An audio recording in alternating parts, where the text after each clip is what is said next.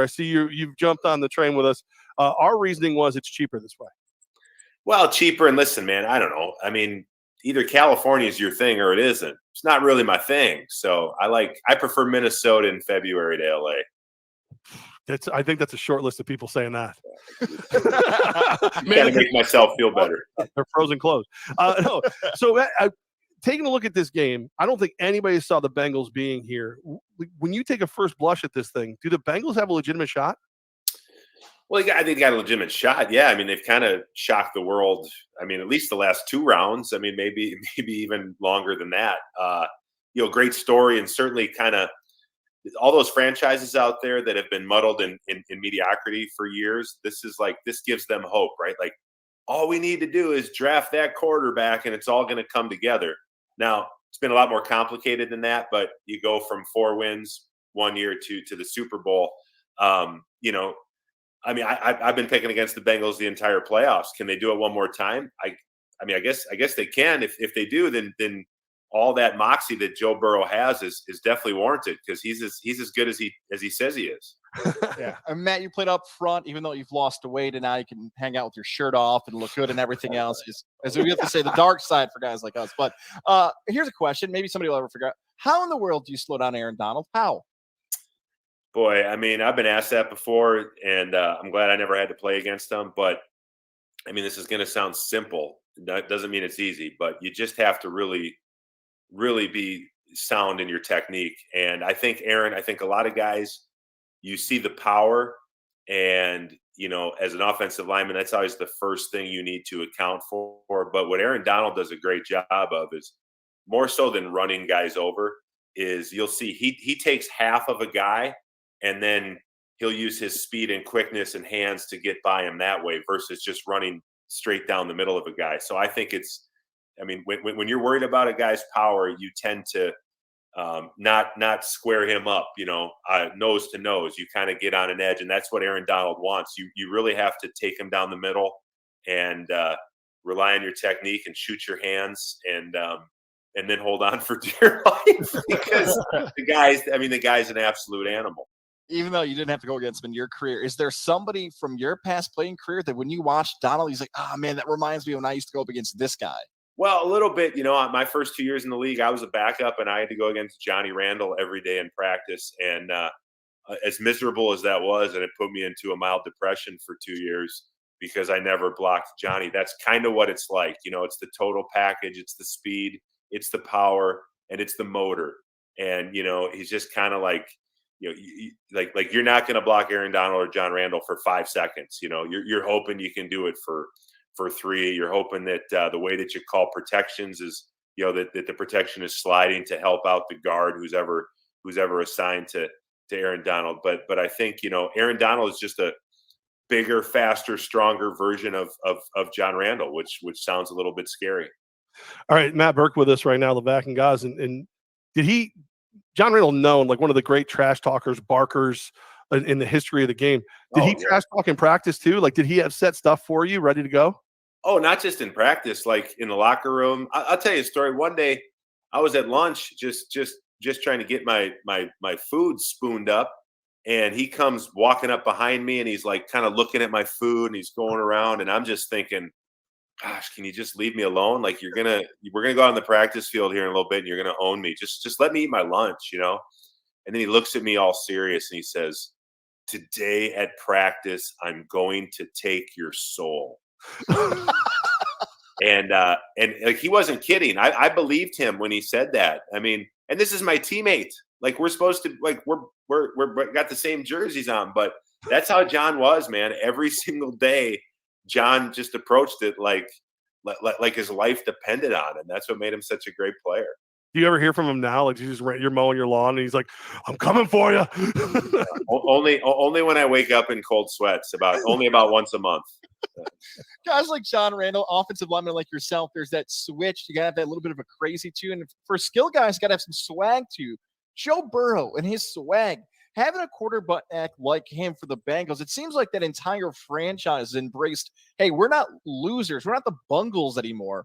This is different because I'm the one leading you guys into the future. Yeah, it's rare to see, a rookie come in. Generally you just want rookies to be seen and not heard, right?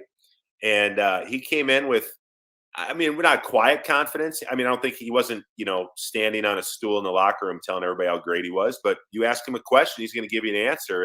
And I think you're right. I think I don't know the ins and the outs of that organization, that team, but more than anybody, he kind of reset the whole mindset of that team. And yeah, I think you're a veteran player. You see a young guy like that come in, you're like, okay, sounds good. Let's see. But he's backed it up. And when a guy can do that and back it up, and when it's a young player, that just permeates the entire team and lifts everybody up, and I think energizes everybody and makes them feel better about themselves. And probably, I mean, there's nothing like having a quarterback that you believe in.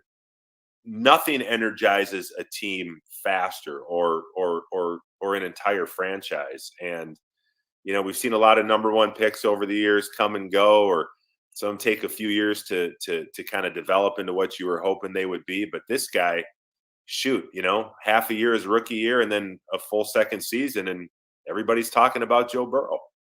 Matt Birk with us, and your resume speaks for itself. 6-time Pro Bowler, Walter Payton Man of the Year, got the Super Bowl with the Ravens, even though most of us remember you as a Viking, but you rocked purple like a champ. I picked the Rams before the season started, so of course I'm gonna ride if the wheels come off. But I was telling guys, I feel like the not regular Radio Row could actually be a major benefit for the Bengals, who haven't been through this situation before, when a lot of the Rams have just a couple years back. Is that something you can see?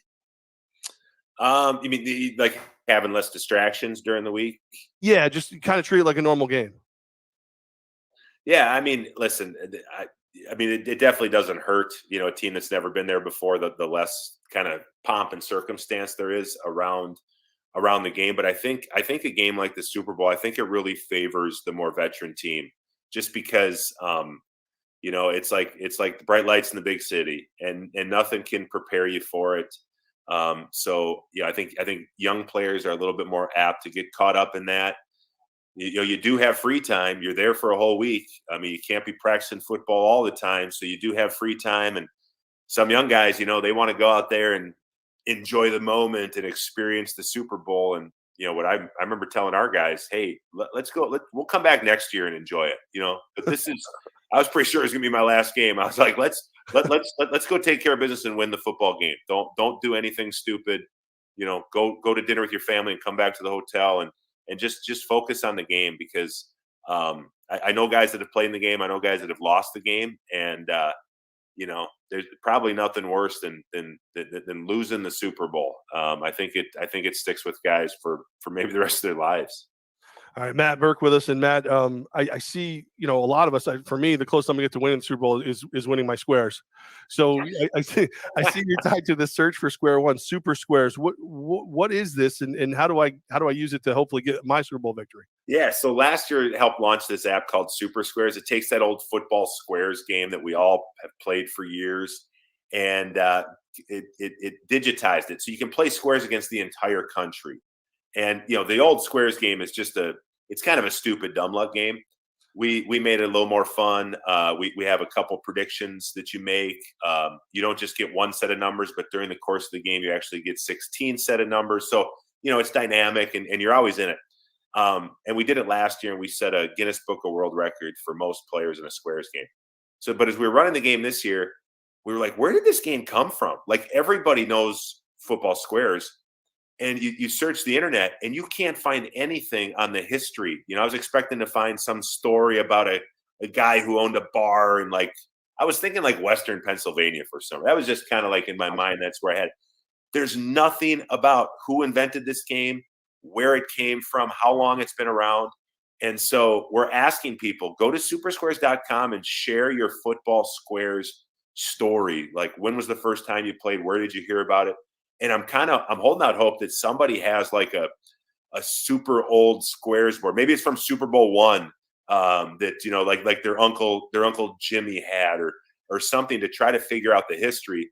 That, and then this Sunday on Super Squares, which is a free app, everybody can download it and play. We have a jackpot or prize pool of over $2.1 million.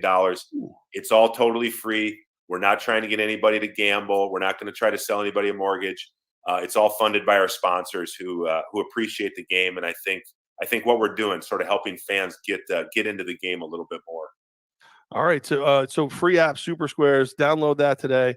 Matt, I know guys kind of reference it. You look great. I've seen your weight loss journey. I'm hoping to start my own. I don't have the offensive lineman story behind me. I just really like buffets. Hey, all you got to do to lose weight is just put on another 20 pounds and then start your diet, and you'll lose 20 real quick. You know what? I don't hate it. Yeah, go. I'm back at the gym officially starting Friday because everybody starts Monday. So if I start Friday, maybe I won't kill the weekend. Maybe today, tomorrow, and Thursday, it's time to get after it a little bit. Yeah, hey, you got to think differently, man. Matt Birk, continued success, my friend, and look out, John Randle's outside your window. Yeah. Thanks, guys. Thanks, Matt. Appreciate you.